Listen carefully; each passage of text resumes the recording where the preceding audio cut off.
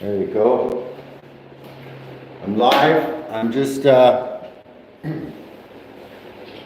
up in Edmonton and I'm painting some sweets. So I just thought I'd show you how to paint sweets. I don't know if I can put some music on while I'm doing this. Let's see here. Resume. There you go. See? You can't even do that. So anyway, so what I'm doing is I'm painting a wall. And you probably can't even see me yet, but we'll show you.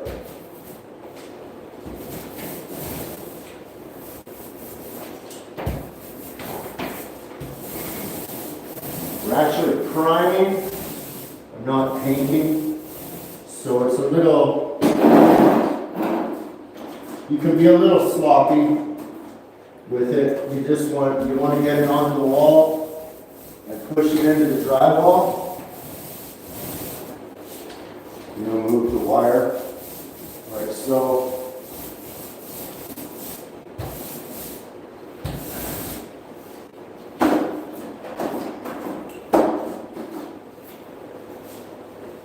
But yeah, it was so cold in this room. I had to bring some heaters in here because it was so cold the paint was freezing. The fucking paint was freezing on the walls. I haven't seen that in Vancouver, man, I'm telling you. That must be a thing just in Edmonton. Or Winnipeg, or one of these other godforsaken places.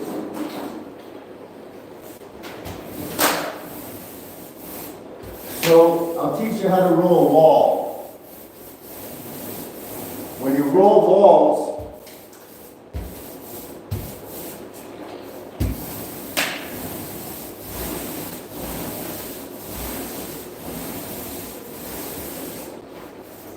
okay.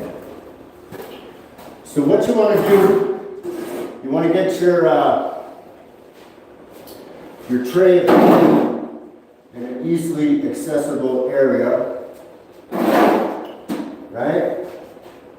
So you get your tray of paint right here. You roll, you want to get your roller full of paint, shake it a bit, and then you want to start in the middle. And then roll down, up, 1, 2, 1, 2. And then you're putting weight on this part and sort of pulling off this part just to feather the edge, right?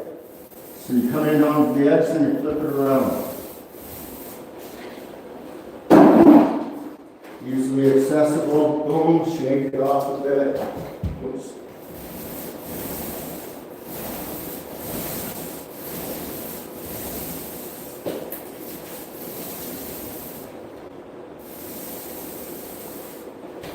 And you want to keep your nap and your lines the same. What I like to do is I like to sort of find my area and then I can just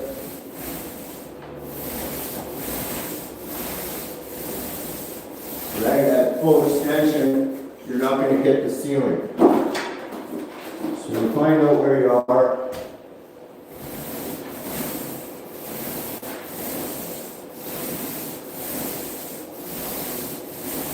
And then at full extension, you know you're not going to hit the ceiling, right? So that way you can do it quite fast. And you always roll back into your work.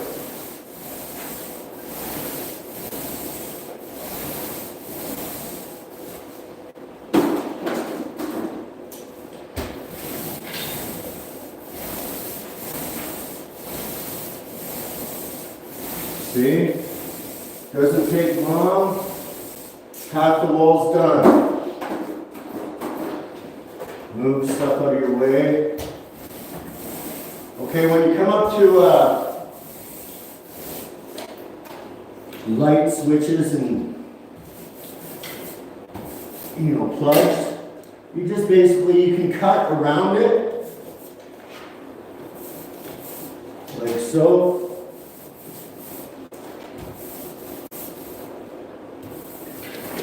There you go.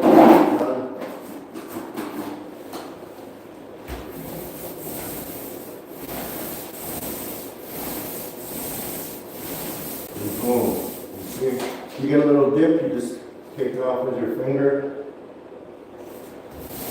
And then just fix the nap, right? So I do have a couple things in the way, so I'll just kind of move them for the demonstration. How's it going, Shadow? What's up? Yeah, buddy, just doing some painting. I'm doing, doing my thing. So, but I thought I'd show how to roll a wall properly, because I don't think most people know how to roll a wall, actually, properly.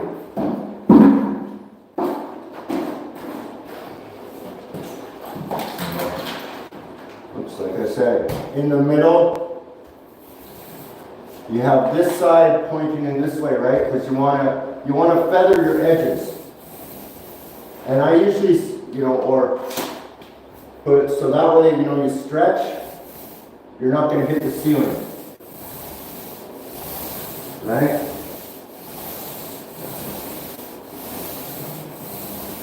Trust me, you don't want to hit the ceiling.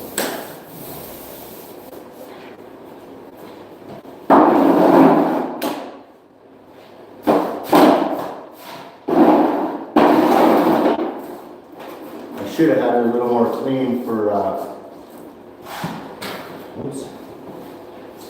the demonstration, but I wasn't even really planning on doing it, but I haven't been on for a bit. I've been up here in this fucking godforsaken hellhole. Actually, it was pretty cool. I did a podcast with Construction Cronies, and ended up getting a small contract out here, so give my buddy a hand with the restaurant, and yeah, fuck, I still gotta pop over there. Oh, dude, this is like fucking 12 suites on the bottom, 12 suites on the top, 12 suites over there, 12 other suites. So I think I might go home and grab my sprayer and then come back here, and but I don't even want to fucking go there. But the guy at the desk was he's racist against me. He was totally he even said about white guys, right? Because they're brown guys over here. The boss is pretty nice. The boss is a nice guy, but the guy at the desk, the manager guy, he's a little shit. Look, he's lucky, man. He's lucky. So,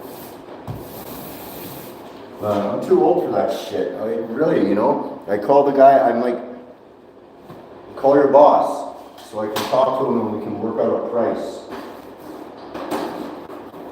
Oh, what? You just kept slapping me off. And I'm like, some fucking little shit. I think he maybe wanted to do this work, and I came and stole it from him, I think, I don't know.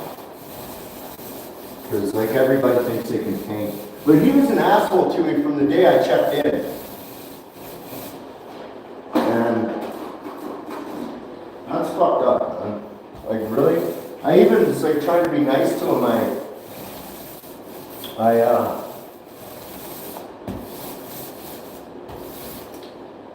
I gave the guy was arguing about $5 or something stupid like this, right? With his buddy. And I'm like, oh, here. And I gave him $5. And I guess he took offense thinking I was trying to be up above him or something. I don't fucking know. But the guy was just being a fucking real asshole as far as I go, hey, can you call your boss? And you just walk by me like I didn't say shit. Really, buddy? But anyways, you meet all types. Better be fucking... I don't know what to do. I was ready just to walk and go, fuck, dude. But then the boss came over, so I had a chat with him and he was, listen, these guys are fucking good. If you want me to do some work, I'll do it, but you gotta pay me. I'm not, because the guy kept not wanting to lock down a price with me. Kept sort of beating around the bush. And I'm like, something, fuck, buddy. just like deal with it. You know what? Because he saw my work, so he saw that I know what I'm doing. The ceilings, I painted them in the primer at first, and they got they still bled through. So I'm like, okay, listen, buddy, you gotta get some oil primer, and we gotta put some oil on these ceilings. And chances are, if you put oil on the ceilings, since you want a flat ceiling, you only need to do one coat. It's a very, very, you know, it's a tough product that you're putting on, and it's not fun to use. How's it going, Tommy? What's up, buddy? Yeah, it's not a fun product to use, oil paint, right? Oil primer, it's not fun. It's fucking, it stinks. It's, you know, it's not good for your, you know what I mean? It's just not a good product to use as far as your health goes, but it's a great product as far as durability, wear and tear, everything. It's actually a really, really good product. So I recommended it to this guy, and then he calls up his so-called experts, and then they find out that, yeah, I was right, like always. And yeah, so and then the guy's pretty flipped out about how many fucking units got done, and I don't even got a sprayer with me. If I had my sprayer, I'd have them all finished.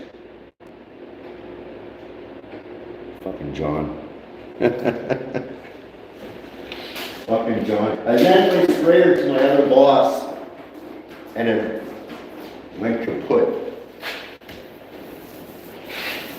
So, I'm gonna have to figure something out and get him to. But yeah, the paint was freezing on this wall. I'll show you, I don't know if you can see it, if you can tell. But you see how it's all like bumpy and just sort of really ugly looking? That's because it froze on the drywall right when it's minus fucking 30 out here right now, dude. And I'm just in this little room. I had to bring these two little heaters in. So it's minus 30. It's not that cold, but it is.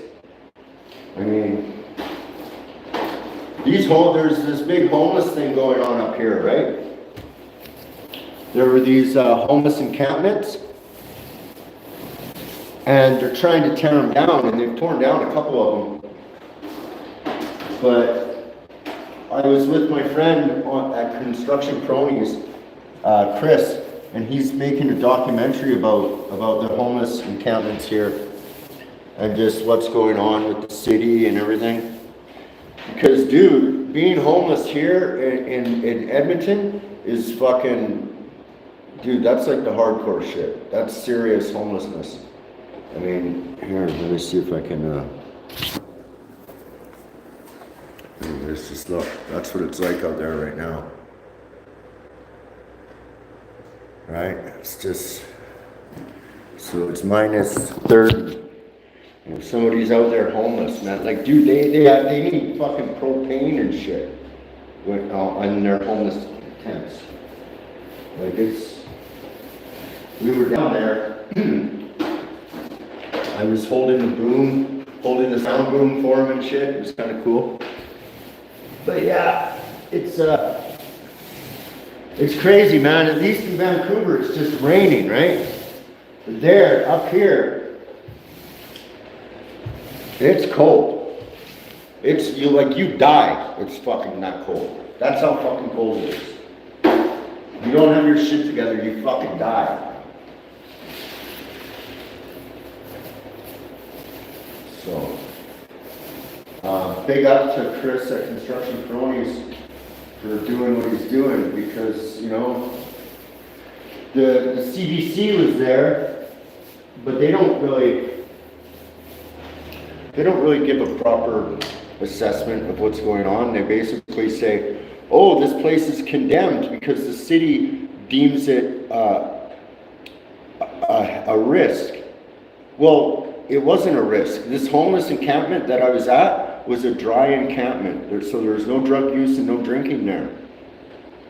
And I mean, these people, it's not like they had it made or nothing, but it was well maintained.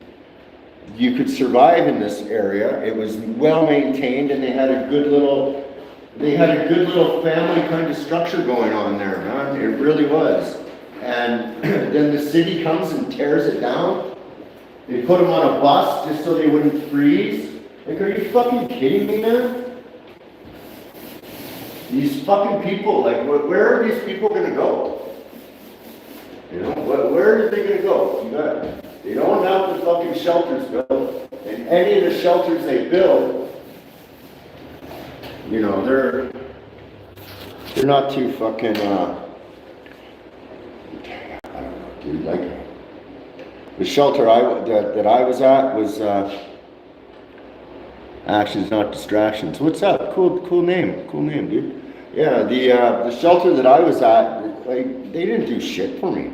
Where, I mean, okay, yeah, I don't expect that, but part of the deal was I went in there, they were supposed to help me with PC housing, so on and so forth. They didn't do any of that. Every time I got a new tenant support worker, he had to re-look up my case, and then that guy got fired, and then another guy came in. So every time, all of a sudden, you know, they just give me 3 months to move out. And I was lucky. I was able to find a place. Lorraine was able to work. I was able to work. So we actually both were able to kind of get enough to get into the rental market. Because the house, the shelter I originally lived in, it was subsidized. So I was only paying a third of what I pay now. I wish I still had that place. I mean, but they moved somebody else in, but they have such a revolving door policy that very few of them actually take the step to where we did, where we're actually, you know, I got a car now. It's a piece of shit, but I got one, and you know, I'm able to do a bit more, and so is she, right? But a lot of people don't, you know, it took me the 5 years just to kind of clean my ass up, right? When I was in there. You know what I mean? And that's where I got my work ethic back and my, you know, all that kind of shit. But it was a definite harm reduction transition for me, that's for sure. It was 100% harm reduction transition. Oh, Tommy sent you over, right on. Tommy's fucking wicked, man. Tommy's been watching my shit for a long time, so I feel like he's actually a friend, because he's even made a video and said, "Hey, Scotty, what about this?" or whatever. I remember from way back. So Tommy's a great guy. I actually like Tommy a lot, and I hope his YouTube channel starts to really go good. I actually consider myself an honorary member of the Thunder Gang. I just don't, you know, rep it totally, but yeah, I'm down. And Corrupt's a good guy too. I like them too. I like a lot of those guys. Yeah. So I just got this one little thing done, and then I got two more rooms done. See, I'm a little fucking fudgy about this guy too, because, you know, hey, I just had racism applied to me. But so I don't want to be all racist either, but you know, some cultures are harder to negotiate with than others. I'll just put it that way. Right? Fucking guys, man. So I'm just kind of getting these done, and then I gotta get the fuck out of here, and I gotta get back to Vancouver, which it's a 12-hour drive. Hope I can do it in the one day. I'm gonna try. The roads are pretty good, but dude, on this little van that I got, my lights at night are not the best. They're not the best at all. So we got the last little roll, and we're done.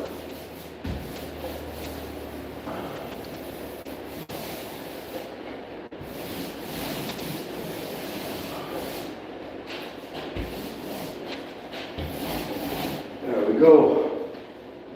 Boom. Done.